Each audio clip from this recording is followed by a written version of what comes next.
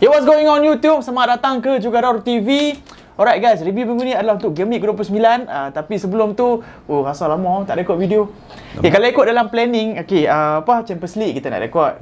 Dua hari Champions League hari tu nak rekod. Lepas tu weekend hari tu nak rekod lagi. Tapi sebab minggu lepas hang positif, family hang positif COVID. Lepas tu weekend aku rasa Z pula positif. So apa yang aku boleh cakapkan kat sini, guys, hampa take care lah. Sebab sekarang ni aku rasa COVID everywhere kot. True. Z dah 2 kali kena COVID. Aku pun pernah kena dah. So aku tak tahu lah nanti semua macam mana. Kalau aku nak cakap jaga SOP pun sekarang ni dah KJ pun suruh endemik lah apa semua. So pakai kena kot seorang sikit. Lepas tu kita okey lah. Lepas tu kita baru boleh recover apa semua. Tapi yang penting kalau siapa tak ambil booster tu ambil lah booster. Sebab cepat lega kan kalau kita booster semua. Alright. Positif tapi tak ada simptom. Okay, guys, jangan lupa subscribe channel Jugador TV. Aku rasa lagi 300 ataupun 400 sub je untuk reach 34k. Kalau reach 34k kita buat Q&A lah. Boleh? So subscribe lah kalau hampa nak tahu nak sesi Q&A yang pertama daripada Jugador. Okay, untuk Game Week 29 aku nak start dengan blockbuster game of the weekend, Man United vs Spurs. Aku rasa game yang penting lah untuk menunjukkan hang masih lagi dalam top 4 race ataupun tak. So Man United vs Spurs dekat Old Trafford. Sebelum ni fiksi yang lawan kat Spurs awal season itu MU menang. Spurs main ke game ni dengan berasa Everton 5-0 lah kan. Berasa Everton 5-0. So macam mana MU boleh menang dalam game tu? Aku rasa itulah Cristiano Ronaldo effect. Sebab last week dia tak main sebab hip injury dia balik Portugal. Aku tak tahu dia makan apa kat Portugal, balik main ni trick kan. Tapi aku rasa set up Rani game tu cun. And Spurs aku nak kata dia pun memang defensive wise memang teruk lah, memang tak berapa elok. Tapi buat macam mana memang game tu tak ada cakap apa, Cristiano Ronaldo masterclass lah kan. Dia score 3 biji gol tu bukan gol yang gol second dan third yang mudah lah. Tapi yang first tu aku rasa bagi semangat kat tim lain. Sebab in the end play around dia pun main bagus. Macam tengok Fred malam semalam aku rasa dia superb. Dia bagus kan. Dia boleh dribble, dia intercept bola, dia buat defensive job banyak. And benda tu menaikkan game dia lagi lah. Lepas tu Sancho aku rasa dah 2-3 game lah dia perform teruk untuk Manchester United. And dia solid lah semalam. Dia assist biji 2 biji dekat CR hari tu. And tapi tu lah in the end play macam Maguire lah, on goal. Walaupun aku tak katalah dia main teruk pun lah. Bola 2 biji tapi satu on goal tu kira salah dia kan. Sepatutnya dia tak perlu block pun. Maybe dia takut Romero dekat tepi kan. Tapi dia cuba block tapi in the end tu lah masuk on goal. Tapi semalam MU aku harap memang MU menang sebenarnya kan. Sebab aku rasa macam bukanlah nak kata Spurs lagi bahaya daripada MU untuk fight for top 4. Tapi disebabkan Spurs kalah, mereka punya game tinggal lagi satu game je extra kan. So kalau mereka menang pun mereka 44 point, Arsenal 51 yang tu kan. So aku suka MU menang. Kalau draw tu aku boleh terima. Kalau Spurs menang goyang sikit lah. Spurs aku goyang sikit. MU dia akan jumpa the rest of the big six lagi. Lepas tu MU sekarang dah full game lah, 28 lah, betul tak? 28. Kalau mereka menang pun point dia pun stay bawah Arsenal. So aku okey lagi lah. Big result untuk MU untuk fight untuk 4. Tapi good result juga untuk Arsenal bagi aku lah, pendapat aku lah. Aku tengok dalam squad Man United itu aku tak cukup berpuas hati lah. Bukan ni sebelum final result tu lah. Apa yang aku tak puas hati is macam mana MU lepas dia leading, lepas tu dia pun jadi relax. Sebab dua kali MU leading, lepas tu MU bagi Spurs come back into the game. Ni lawan kat Old Trafford kan tak. Okay, MU dapat gol yang pertama sangat cantik daripada Ronaldo, that's fine. Sebab tu salah Eric dia, sebab dia tak step up. Tapi kalau siapa yang tengok highlight balik, tu adalah aku rasa brilliant daripada Fred. Sebenarnya Fred lepas dia 1-2 dengan Ronaldo tu dia back heel kan, something like back heel. Lepas tu dia run tak, dia run. Lepas tu kalau hang nampak Eric Dyer, dia macam dia tergagak lah, aku nak step up lah. Kalau aku step up lagi Fred masuk dalam, Ronaldo boleh through ball apa kan. So dia macam dia pick up 2 kali kat situ. Dia tak step up, Ronaldo try goal. So apa yang aku expect lah kalau big team macam Man United ni, big players, aku expect Man United untuk control the game. Lepas tu be dominance dalam game. Tapi selepas gol tu of course lah, aku rasa MU dengan Spurs ni at the same level lebih kurang. So memang kita akan expect MU serang, lepas tu nanti Spurs akan counter attack. Tapi MU serang tak boleh masuk dalam kotak penalty. Tak masuk dalam penalty box. Lepas tu Spurs counter attack. So hang bagi peluang kat Spurs sampai Spurs boleh score balik. Lepas tu nasib baik lah gol second tu, through ball apa semua, Ronaldo score balik. And then hang bagi Spurs chance untuk equalize balik melalui own goal daripada Maguire. So aku rasa Man United dengan squad yang dia ada, ni lah ruang untuk improvement yang dia ada, be dominant untuk the game. Nasib baik Ronaldo comeback untuk gol ketiga. Kalau tak hang sia-sia saja hang draw dengan Romero buat gelak-gelak dengan Maguire apa semua kan. So aku meluat dengan Romero. Aku meluat dengan Romero. Sebab apa dia Syekh Auzri. Dia Syekh Auzri lah. Tapi kalau dia main kelab kita suka player macam tu. Betul. Betul. Dia macam Aaron Ramsdale lah lebih kurang. Boleh. Tapi dia lagi teruk. Dia lagi teruk dia macam kuajak ke apa yang dia buat kuajak So kita nak cakap pasal the brilliance of Jadon Sancho. Aku rasa dia konsisten di bahagian wing kiri. Untuk February pun dia menang player of the month Man United tak silap aku. So memang dia konsisten, dia deserve. Situasi Sancho ni, aku rasa Man United initially sign dia untuk address right winger situation, betul tak? Betul. Tapi lately Rangnick nampak dia macam efektif di bahagian wing kiri. Dia boleh dribble, dia boleh cut inside kan, dia boleh score. Lepas tu dia assist kan, nampak dia perform yang membuatkan Rashford jadi satu poin masalah. And dalam game tu of course lah Cavani tak boleh main, Bruno Fernandes tak boleh main. So hang kena fit in someone kat di posisi right winger. And kita tahu Rashford bukanlah posisi dia right winger tu. And aku rasa dia memang tak efektif game tu. Apa komen hang? Aku Rashford bukan saja dalam game tu, game-game sebelum ni pun dia teruk. Sebab tu banyak orang, banyak pundit, banyak fan, banyak ramai criticize dia, suruh dia fokus kat football more In the end hang apa-apa pun hang footballer. So hang kena bawa keluar result kat atas padang juga. Masalahnya dia macam fokus kat politik. Aku tak kisah pun kalau dia buat itu semua benda tu, tapi asalkan kalau dia kelak aku hang nak buat pi lah apa pun kat padang hang perform. Tu je masalah. Jangan buat benda jahat kan. And Rashford dia kena step up sampailah last week dia kata dia nak keluar daripada Manchester United. Ada news sampai dia nak keluar kan. Dia dah sembang dengan kontrak dengan ejen dia, disembang ejen kata dia nak keluar. Rashford kata lebih kurang kata silakan kan, kalau nak keluar boleh keluar. If you want to leave you can leave. Bagi aku betul ya, sebab attitude Rashford banyak kali kan tau. Setiap kali dia masuk, aku tahu dia bagus untuk attacking apa semua, tapi defensive wise dia tak buat lampau langsung. Memang betul. Bobo dia duduk dia bola terlepas dia jogging. Kalau aku pun geram tengok attitude macam tu kan. Orang hail hang sebagai macam the next Ronaldo masa tu awal-awal dia ambil kan. Sebab muda dulu dia, aku rasa dia memang ambitious, dia hungry, dia ada passion nak main apa semua, dia memang nak main bola. Tapi lepas dia dapat gaji besar, aku rasa dia macam buat pi apa-apa pun gaji aku masuk kan. Dia macam dia tak eager tak nak buat apa-apa. And sekarang ni tu lah dia punya performance tak rate dengan gaji yang dia dapat dekat Manchester United. Aku tengok Rashford ni kita tahu the rise of Rashford ni kan. Dia basically poster boy Man United betul. And next Ronaldo, lepas tu next Rooney, number 10 Man United. Tu. And Man United tak jual bro, number 10 dia. Memang hanya senang Man United nak bagi nombor 10 ke siapa-siapa. And number 10 Man United takkan jual selagi kawan tu macam umur macam Rooney dah nak retire apa semua. True. So situasi Rashford ni aku rasa memang pelik memang pelik. Kalau Man United jual dia pun nampak macam mismanagement. Kalau dia stay pun sekarang macam tak tahu ke mana. Banyak saja.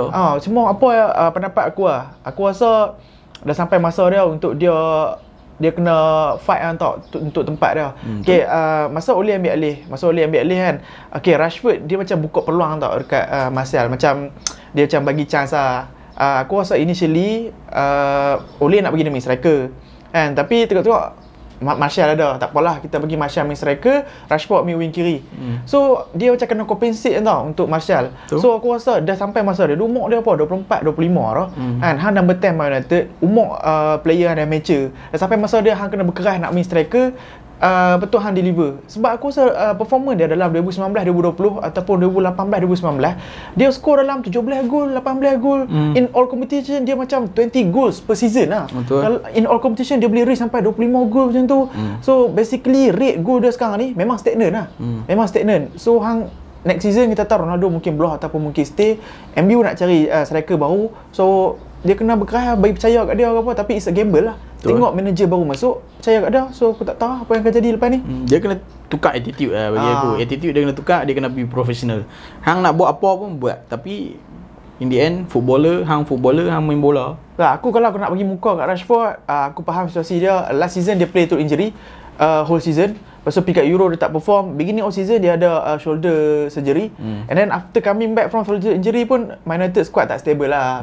Tukar manager. Lepas tu baru nak adapt dengan new style. So kalau aku boleh bagi muka, yang tu lah reason dia. True. So next season hang kena decide hang kena berkerah main striker. Dia kontrak dia sampai apa? Dia sampai 2023. Tapi biasanya MU akan bagi one year option lah untuk player macam Pogba, untuk dia Lingard bersama. So dia ada one year option. Manager baru masuk, kita tengok apa decision yang dia buat lah.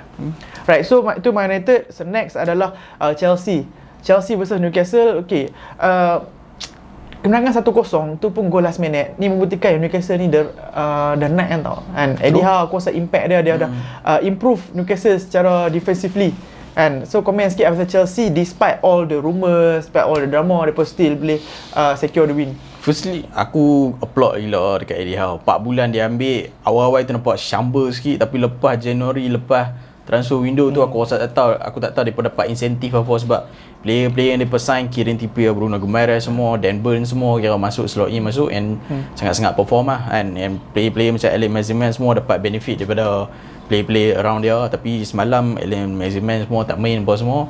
So Newcastle orang tak expect pun kan depa akan continue run depa, sebab depa unbeaten in 2022 and Newcastle, dan baru kalah semalam dengan Chelsea. Tapi lawan dengan Chelsea tu depa injury banyak, so orang expect depa atau seri tak kalah tapi depa go masuk Stamford Bridge tu dengan fight and banyak controversial decision yang go against depa bagi aku. Satu, Havertz bagi aku patut rekat hang sigung sampai bengkok kat kepala, hang dapat yellow card dia. Tak kisah hang sedak sengaja tak sengaja, sejak bila sengaja tak sengaja tu jadi jadi consideration untuk dapat kamera kan. Kalau VR bukannya kita nak check sengaja tak sengaja. Betul. Lepas tu dengan penalty shot out yang si nama Chalobah buat kan, tarik baju macam tu, yang tu bagi aku tu penalty, dan benda tu effect outcome Newcastle untuk menang lah. Tapi Chelsea still depa superb dengan condition depa sekarang. Depa still super, depa main dengan bagus. Havertz sebagai false nine tu memang movement A lagi banyak daripada Lukaku. Gol dia yang cun tu world class touch lah kan. First touch untuk dapat bola daripada jauh tu, and memang finishing tu memang world class lah, memang superb. And Chelsea pun ada satu decision juga yang patut-patut penalty lah bagi aku, yang Timo Werner kena dengan Dubravka. Walaupun depa in the end kata offside, aku tak nampak offside sebab VAR pun line pun tak tunjuk hijau ke, tak tunjuk merah ke. And kalau benda tu in doubt, sepatutnya advantage dekat attacker. Kalau advantage dekat attacker, Timo Werner masuk, Dubravka bagi, sepatutnya penalty lah, tapi still tak dapat penalty.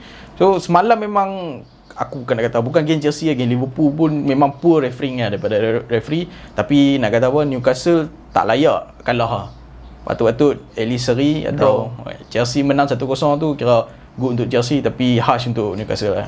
Okay, so Chelsea despite all the noise di luar kelab, mereka still menang. And aku rasa noise pasal Abramovich punya rumours ni, pasal dia support Kremlin oligarch apa semua, pasal Rusia dengan Ukraine kan, start daripada Carabao final kan.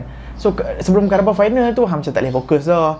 So nasib baik in the Premier League punya game, fixture dia adalah jumpa Norwich and team yang bakal relegate.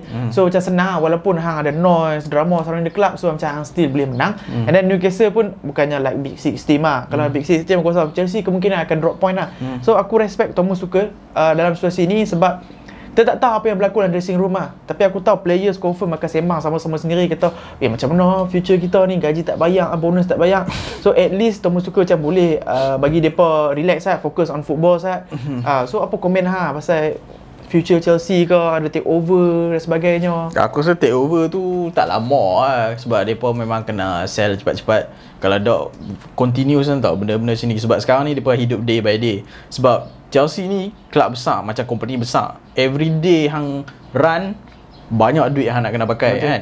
So benda tu kena settle kena cepat lah. Sebab tu aku rasa sanction last Mei ke March lah, 31 Mac 31 Mei kan. Tapi depa nak jual sebelum tu, jadi kalau jual sanction lift, and depa jual tu sekarang ni ada dua parti yang aku rasa betul-betul bukan yang interested, dua parti yang betul-betul yang macam akan memang akan menang bid antara dua je. Yang Turkish tu tak dapat, Yang American satu, yang si dengan Nick Candy, Todd Boehly dengan Wiz, si Sweden tu. Lepas tu dengan Saudi media background aku tak ingat siapa dia, nama apa tu, yang tapi dia punya net worth tak banyak pun lah. Tapi bila hang join macam Consortium macam Newcastle, in the end dia banyak agak kan.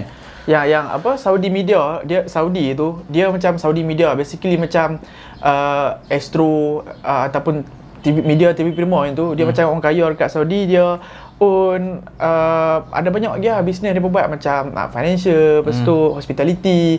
Aku tengok total business dia per year revenue 1 billion. So aku tak tahu lah, net worth dia tak silap aku almost 17 billion ke apa kan. So big money kalau 17 million level Manchester City tak level Newcastle tapi level Manchester City memang Chelsea kena jual cepat-cepat sebab sebelum kes tu kan tengok ada keluar berita bayar minyak bah pun tak lepas sedih gila kan, credit card kena block. Lepas tu JC dia pun kan nombor 3 tu dia macam big sponsor ke nombor 3 3UK nama dia kan. 3UK dia macam kat Malaysia Maxi telefon kan. 3UK dia dah tarik and dia minta Chelsea untuk buang semua ni logo, tapi dalam game semalam Chelsea still pakai nombor 3 tu sebab dia lah rumor sekali lagi Chelsea tak ada duit nak beli baju baru. Aku tak tahu betul ke tak. Tapi kalau tukar tak silap aku dapat tak Tri bagus sebab Tri bagus stay, tapi banyak sponsor keluar Hyundai apa semua. So benda ni memang satu problem untuk Chelsea sebab duit memang tak ada. In fact, academy player dah cakap depa academy player dengan bekas academy player macam Mason Mount, Reece James, Christensen ke apa, dengan academy player depa setuju depa tak ambil gaji kan. Sementara benda ni settle, fikir balik aku kata. Fikir balik kan. Sebab benda ni settle ni bila pun tak tahu kan. So in the end hang kena jaga family hang sebab ni bukan salah hang pun, tapi kalau hang nak tunjuk setia kat kelab bagus lah kan. Tapi sekarang ni Chelsea kena cepat-cepat settle lah sebab Peter Cech pun dah cakap apa semua depa memang in big trouble. And tapi semalam lepas menang Newcastle tu hang nampak Marina, hang nampak Peter Cech dekat director booth tu kan, nampak macam depa happy. So aku tak tahu depa happy sebab menang atau memang lepas ni akan ada berita take over lah. And aku target aku rasa American lepas. Yalah, sebab deadline untuk depa submit bid sekarang ni obviously ada lebih daripada 10 bid lah yang akan submit. Tapi deadline untuk bid submission adalah 18 Mac, which is tak lama lagi. And then starting from 18 Mac tu proses pemilihan bid, siapa lepas tu akan go through lah. And then akan go through lah siapa yang akan dapat kelab tu dan sebagainya. And in case lah pasal apa Chelsea nak cepat-cepat jual, kalau tak cepat-cepat jual tak boleh sign player. Tak boleh renew kontrak, tak boleh jual player. Lepas tu hang go into administration. Pada hujung season mungkinnya akan tolak 9 point. Derby County tolak sampai 21 point. 9 point tu this season ke next season? This season lah. Season yang dia go through admin lah this season. So kalau that happen, Chelsea akan keluar daripada top 4 lah. Tapi aku macam unlikely lah benda tu kalau still go through. And as of now bid memang strong bid lah sebab Chelsea Football Club kot. So tu lah uncertainty orang Chelsea Club. Aku rasa apa mungkin kena apa jalan bisnesnya dia hang kena jual cepat-cepat. Kena jual cepat-cepat. Jangan delay. Every day hang delay, money keluar daripada kelab tanpa ada compensation. Hari ni news yang Chelsea nak pergi Lille Champions League tak boleh pakai private jet. Tapi dah bayar prepaid. Bayar boleh pergi lah. Boleh pay. Dia dah sebab tak silap aku dah bayar sebelum sanction. So tak ada masalah. Kok naik LRT apa.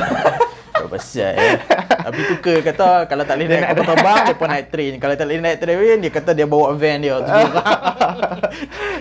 Alright, so next game Arsenal. Okay, Arsenal tunggu Man United main dulu, Spurs main dulu. Man United dah potong Arsenal lah. So kemenangan game Leicester tu Arsenal naik ke top 4, which is a kuasa rare. Sebelum ni Arsenal kalau orang main dulu, sekali dia macam tiba-tiba dia tak menang lah, tak take advantage apa semua kan. So finally Arsenal back in top 4. Apa komen hang pasal performance Arsenal? Hampa hati. Kalau first half aku boleh kata macam ni lah, 15 minit superb. Lepas tu 15 minit kemudian okey 15 minit lah macam haram aku rasa. Nasib baik lah Leicester tak equalize masa hujung 15 minit first half tu. Tapi 15 minit first Arsenal tu memang aku rasa top Arsenal lah performance kan. Passing dia silky move. Lepas tu winger Martinelli banyak peluang, banyak space. And aku rasa Leicester ni, depa build up, depa set up ni adalah untuk void Saka tau. Nak tutup Saka mostly kan. Sebab tu kalau hang tengok Saka pegang bola 2-3 player pegang dia. Tapi disebabkan Saka dapat Saka kena control macam tu, Odegaard dengan Martinelli dapat ruang yang banyak tu yang bagi aku rasa banyak attacking awal 15 minit first tu Martinelli je banyak, and Odegaard memang sikit smooth lah, pass and move. Aku score gila kat dia. Habis in the end Arsenal dapat satu corner, goal daripada corner, which is nak kata rare sebab Partey score lah. Partey baru score 2 biji untuk Arsenal kan dalam Premier League. And gol tanduk, aku harap dia gol tanduk lah, boleh shoot tak boleh. Kau takkan shoot semalam, shoot kena palang semalam kan. Partey boleh hat-trick malam. Boleh hat-trick. Dia tak score kan.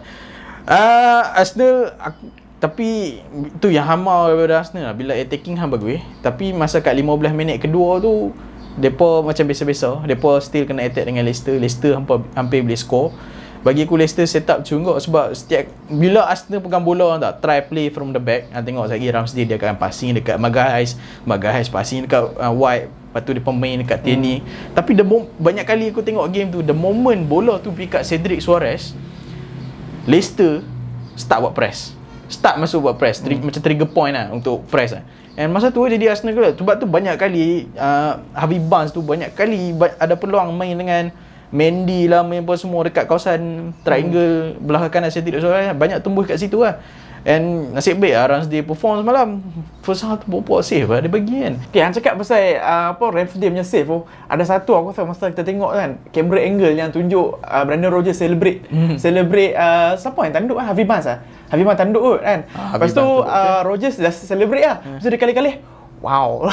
Kali-kali dia cakap wow, tak aku macam impress ke. Impress ke bola tu bukannya jauh, dekat kot. Memang kena react kan, yang dia react tu And then the moment yang Leicester ada shot daripada Harvey Barnes yang tanduk tu, yang tu yang komplain aku pasal Arsenal. Macam mana aku komplain pasal Man United, itu aku nak komplain pasal Arsenal. Arsenal ni dia basically tak ada killing firepower, orang apa? Killing instinct tak ada killing instinct. Okay, Arsenal lepas skor gol pertama tu, which is aku happy lah, Arsenal skor gol awal. Tapi aku rasa mana-mana fan Arsenal pun tak boleh deny yang lepas gol tu hang rasa macam insecure tau. Sebab hang memang dia kena 2 goal cushion tu baru okey sikit. Sebab Arsenal, aku nampak Arsenal control the game, fluid, tak ada masalah. Build up Arsenal memang cantik. Tapi bila masuk dalam kotak penalti lawan, shoot kena defend. Tu membuat maksud macam hang tak ada killing tau dalam kotak penalti. Hang obviously aku rasa point of improvement Arsenal memang akan sign striker next summer. Yang itulah perbezaan Arsenal aku rasa season depan dengan season sekarang. Kalau bezanya dengan City dengan Liverpool, games against Leicester ni, first half tu mungkin 2-3-0 kill the game. Arsenal sekarang tak ada ability untuk kill the game lah.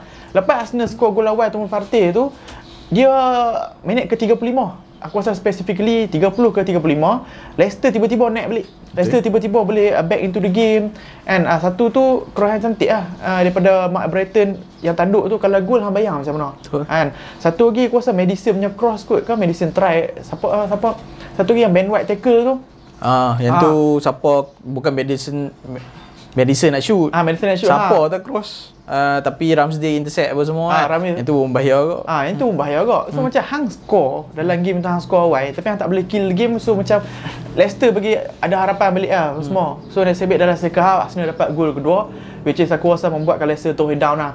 Turn down. And untuk Arsenal, defense memang okey dah, aku puas hati.